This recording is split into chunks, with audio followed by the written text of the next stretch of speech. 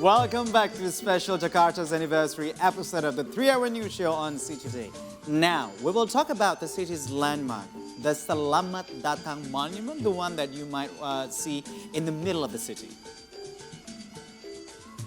The Selamat Datang Monument, or Monument Bundaran Hotel Indonesia, is one of Jakarta's historic landmarks. It was initiated by Indonesia's first President Sukarno and sculpted by Edi Sunarso.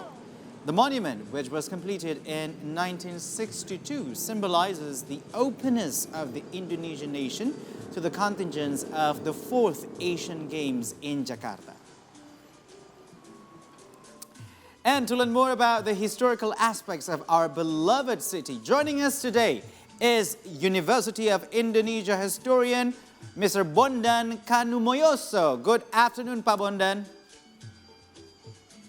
Good afternoon, Mas Hans. I hope How are you are you? well. I'm good, thank you so much. Yes, yeah, I'm also good, Mas So, Hans. today we are celebrating Jakarta's 495th anniversary. Can you elaborate on the significance of the date? Why it was June 22nd chosen to mark the birth of Jakarta? Okay, yeah. Jakarta's 400, if I'm not wrong, 458th anniversary, which is celebrated this year, I think it's a reminder that the city has undergone a development that have taken place hundreds of years ago. And if we are looking starting from the port town of Sunda Kelapa in the 13th and 15th century, then changed to Jayakarta after becoming an Islamic port city, and then become the city of Batavia from 1960s to 1942, and again become Jakarta from 1942 to the present. And this is a very long journey for the city. And we can see that Jakarta has undergone various phases of change from a local kingdom port city to a colonial city, and to later becoming a capital city of independent Republic of Indonesia. And from its long journey, we can say that Jakarta is a representation of the history of Indonesia. Now, if we Yes. look closely into it, into Jakarta's various cultures, we know that as a port city, Jakarta was actually the hotspot for everyone from, lots of countries and lots of cultures. And that's why nowadays Jakarta consists of lots of things when it comes to cultures from, from the costumes, dances, even language. Now, for example, words in the Cantonese language would be heard. What other cultures have left their influences in the city, Pak Bondan? Yes, apart from Cantonese languages, I think we can find various influences also from foreign cultures and ethnic group in Indonesia in terms of food. For example, influence from Europe, India, Arab, and various ethnic group in Indonesia from Padang, from Medan, from Manado.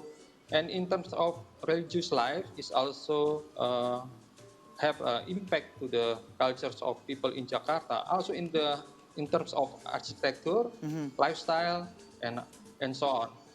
And these various influences, in my opinion, are clearly visible in Jakarta because the city's residents come from various nations of the world, Yeah. and also from various ethnic group in Indonesia. European cultures once dominated the city of Jakarta when the city was still called Batavia. And at the time, the European population actually was only a minority of population in the city of Jakarta, but they were the rulers of the city. And for this reason, European culture once dominated the life of Jakarta society, at least during the time when the city was under the control of VOC and the Dutch East India government. And meanwhile, during the brief period of Japanese occupation, 1942 to 1945, the city also experienced military rule under the Japanese. Yeah. And at the time, all street and building names related to the Dutch name were replaced by Indonesian names. And meanwhile, various nations other than China are involved in trade activities and other business.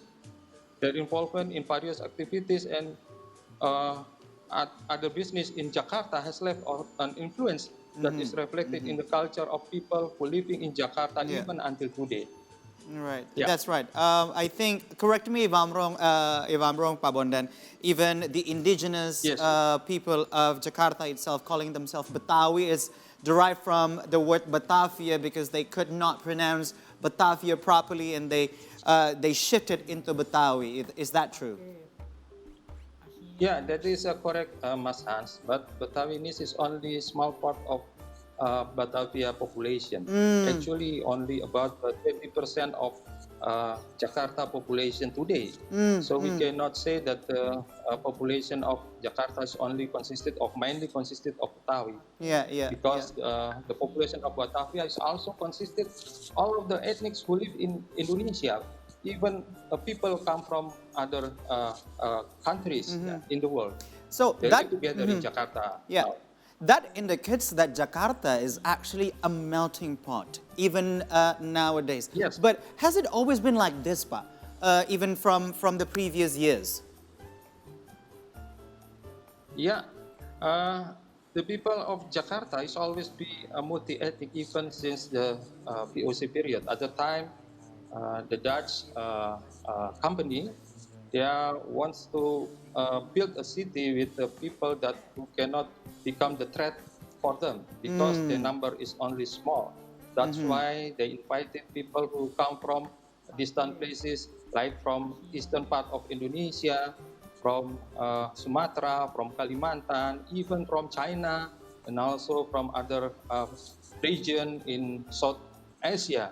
So that's why since the beginning of this city, the population is always consisted people who came from many places in Nusantara or Indonesian island, but also from other places that are very far away from Nusantara. This is the character of Jakarta's population. It's always be a cosmopolitan, consisted many people from all over the part of the world. All right, so it's been more than 400 years Jakarta Yes. has been the host of lots of ethnicities and also people from all around areas.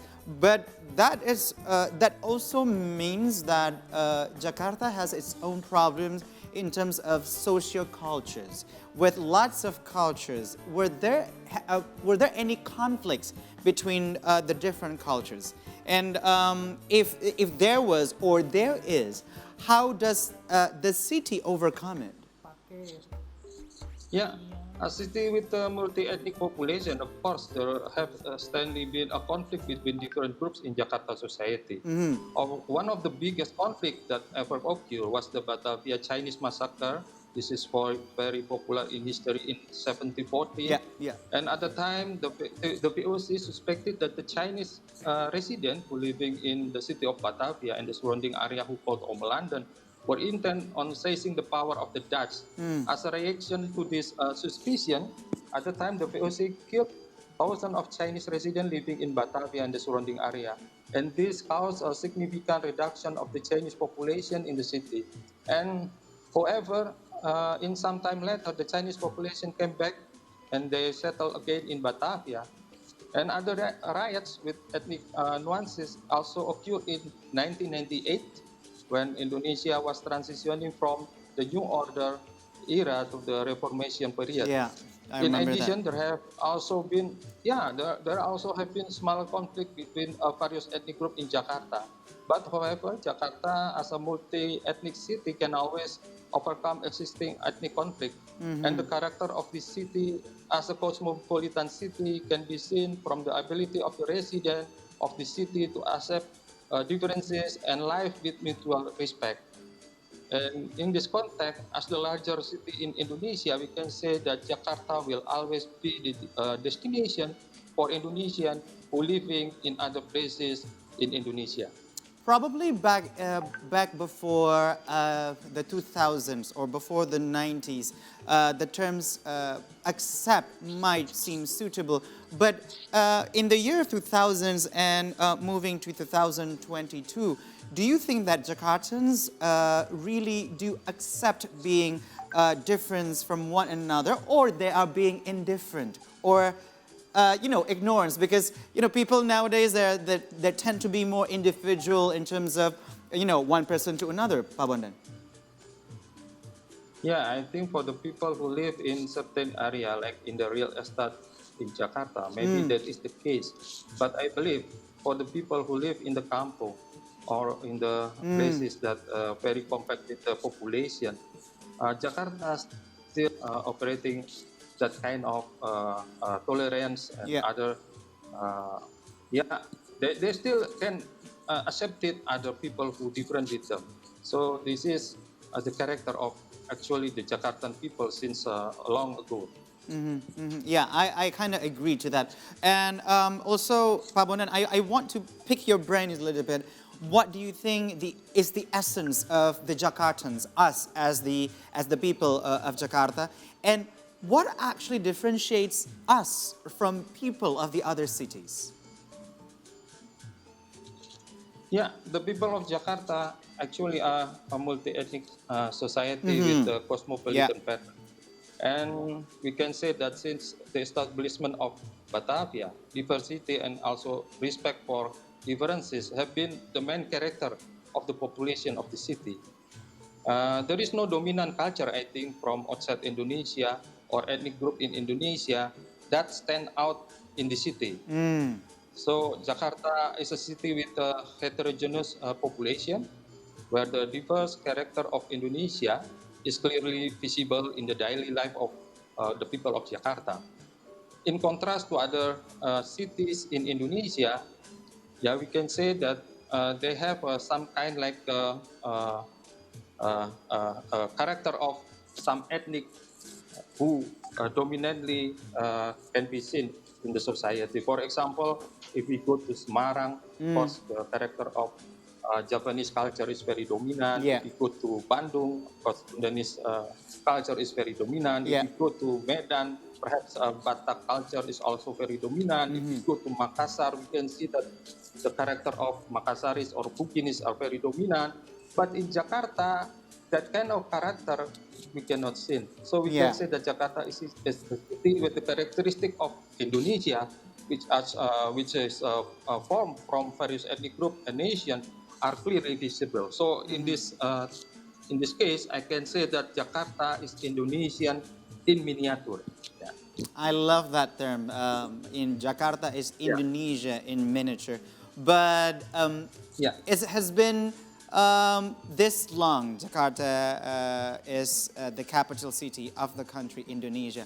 But in the near future, we know that Indonesia will have a new capital city, Nusantara, in East Yeah. Kalimantan. Yes. In that case, Yeah. Pak Bondan, how do you see the future of Jakarta? Will it still be a metropolitan and a city with full of hopes and also lots of chances and opportunities? Yeah, Mas Hans, although the capital city of Indonesia, just like what you say, will move to Kalimantan, but I think Jakarta will remain the largest city in Indonesia. Yeah, Jakarta has played a role as the midpoint of political, economic, social, and cultural activities for hundreds of years in Indonesia. And at least since the city was made the center of POC activities in Asia, and Jakarta rules as the midpoints of various activities, I think will continue even though the nation capital is moved to Kalimantan. Yeah.